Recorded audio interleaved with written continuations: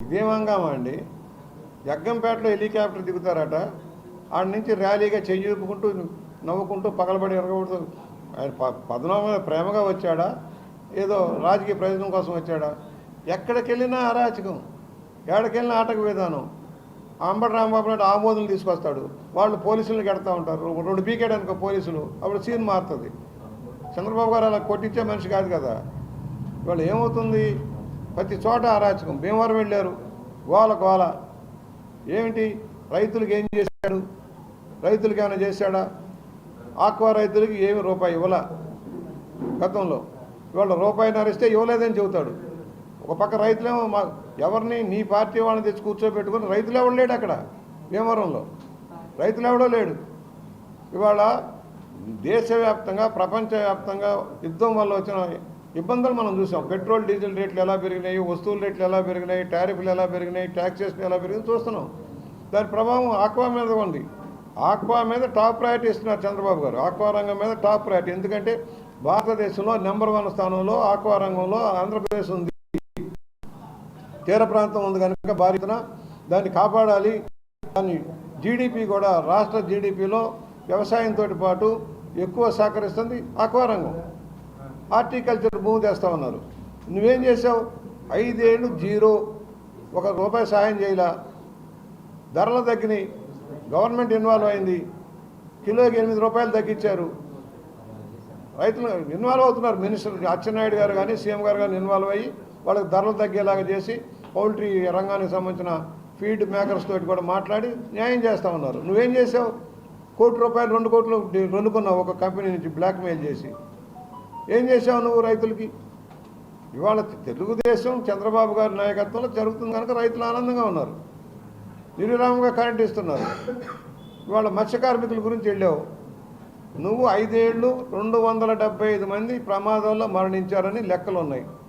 ఒక్కళ్ళకైనా ₹1 సాయం చేసావా నువ్వు? ఎందుకు చేయాలి? నువ్వు వెళ్ళావా? పరామర్శ చేసావు. 5 ఏళ్ళు ముఖ్యమంత్రిగా నీకు ఉన్నాయి కదా, హెలికాప్టర్లు, విమానాలు అన్నీ ఉన్నాయి కదా, ఎందుకు వెళ్ళలేదు? వైజాగ్ పోర్టులో ప్రమాదం జరిగి 40 పడవలు కాలిపోయినాయి. 40 పడవలతో ఏం చేసావు? 7 కోట్లు ఇచ్చావు. అదే తెలుగుదేశం అధికారంలో లేకుండా ప్రతి మనిషికి ₹1,00,000 చొప్పున 30 కోట్లు ఇచ్చింది తెలుగుదేశం. పవన్ కళ్యాణ్ గారు ₹50,000 చొప్పున ఆయన భారీగా ఇచ్చారు. నువ్వు నీ జేబులో ₹1 ఇచ్చావు ఎవరికన్నా? నీ కార్యకర్త చచ్చిపోతే సాయం చేయవు. ప్రమాదం జరిగితే రోడ్డును బారేసిపోతావు. ఆయన మోటార్ సైకిల్ నడిపాడంట, కొట్టాడంట. అది చిన్నపిల్లాడు కొట్టింది. చిన్నపిల్లాడు మోటార్ సైకిల్ ఎందుకు నడిపాడు? బుల్లెట్ నేను నెమ్మదిగా వెళ్ళలేకపోయాడా? అంత వేగంగా ఎందుకు వెళ్ళాలి? బుద్ధి లేని నాయకత్వం ఎలా ఉంటుందంటే ఇలాగే ఉంటుంది. అమాయకుడట. అమాయకుడైతే ఏం చేయాలి? చచ్చిపోయినప్పుడు వెంటనే ప్రమాదం జరిగినప్పుడు తీసుకెళ్ళి హాస్పిటల్కి వెళ్ళి బతికించడానికి ప్రయత్నం చేయాలి. నువ్వు చేసావా? అప్పలరాజు కానీ కొడుకు కానీ వెంటనే పక్కకు తప్పుకొని ఎవరినో తీసుకొచ్చి ఒక డమ్మీ గాని పెట్టి నాటకాలు ఆడారు. ఇవాళ వెలుగులోకి వస్తే ఒప్పుకున్నాడు నేనే చేశానని. మరి ఎందుకు చేయించావు? ఏ ముఖ్యమంత్రిగా పనిచేసినా నీకు బాధ్యత లేదా జగన్మోహన్ రెడ్డి? అంటే ఇలాంటి కేసులో నీ పార్టీ అంటే ఇదే విధానమా? ఇంగిత జ్ఞానం ఉండాలి మాట్లాడేటప్పుడు. ఏం చేసావు? పడవ ఇచ్చావా? ఒక వల ఇచ్చావా? ఒక ఆయిల్ మిషన్ ఇచ్చావా?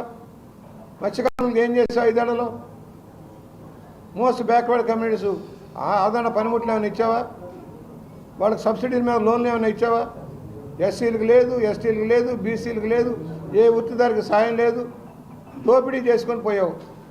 ఇవాళేమో ఎన్డీఏ కూటమి మీద మాట్లాడుతూ ఉంటావు. నీకు చేతనైంది ఒకటి, దోచుకున్న సొమ్ము ఖర్చు పెట్టి సోషల్ మీడియా పెట్టి వాళ్ళకి డబ్బులు ఇస్తున్నావు లేదు నాకు తెలియదు.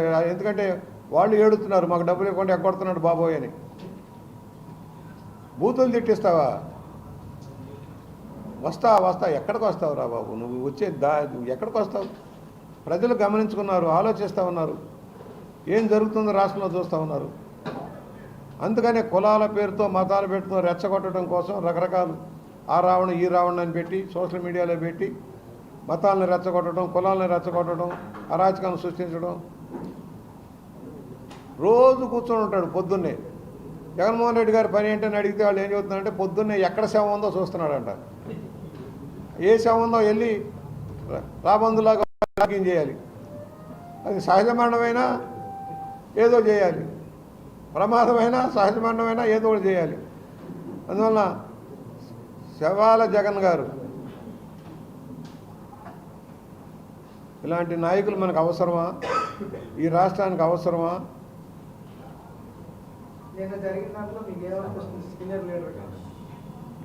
నేను వెళ్ళాను, నాకు ఆయనకు మిత్రుడు, మీరే చూశారు. ఆయన వేరే పార్టీలో ఉన్నప్పుడు, నేను అధికార పక్షంలో ఉన్నప్పుడు నా ఇంటికి వచ్చి కూర్చొని ఇక్కడ మాట్లాడి వెళ్ళిన పరిస్థితులు చూసాం. ఇప్పటికప్పుడు ఫోన్లో కూడా కొన్ని విషయాల్లో వివేదించేవాళ్ళం, మాట్లాడేవాడిని. ఇది కరెక్ట్ కాదు పద్మనాభం గారు అని నవ్వుతాను. బాబాయ్ బాబాయ్ అంటాడు నన్ను. చెప్పేవాడిని. ఆయన కులం పేరు మార్చుకున్నప్పుడు కేకలేసా. ఎందుకయ్యా అంటే, నేను మాట ఇచ్చాను కదా అంటాడు. మాట ఇస్తే మారిపోద్దా? ఇన్నేళ్ళు లేదు ఇప్పుడు మారిపోద్దా? కులం మారిపోద్దా అన్నాను. లేదు నేను అన్నాను కదా, చేశాను లేదు, ఏదో వదిలే అన్నాడు. చెప్తున్నా, సరే అదంతా వదిలేయండి. ఆయన మంత్రిగా ఉన్న రోజుల్లో, తెలుగుదేశంలో మంత్రిగా ఉన్న రోజుల్లో నాయకులందరినీ కూడగట్టుకుంటూ 10 మందికి అవకాశాలు కల్పించాడు, ఉద్యోగ అవకాశాలు కల్పించాడు. ఎక్సైజ్లో కానీ, ఆర్టీసీలో కానీ, ఆ శాఖ జిల్లా పరిషత్లో కానీ చాలామందికి ఉపాధి, ఎమ్మెల్యేలందరినీ పిలిచి ఇదిగో ఇక్కడ ఈ పోస్టులు ఉన్నాయి, మన కుర్రాళ్ళు ఎవరన్నా పేదవాళ్ళు ఉంటే ఇప్పించండి అని అలా ఇప్పించాడు. ఒక నీతివంతమైన విధానం, అవినీతిపరుడు కాదు. కాకపోతే ఆయన నిర్ణయాలు రకరకాలుగా ఉన్నాయి.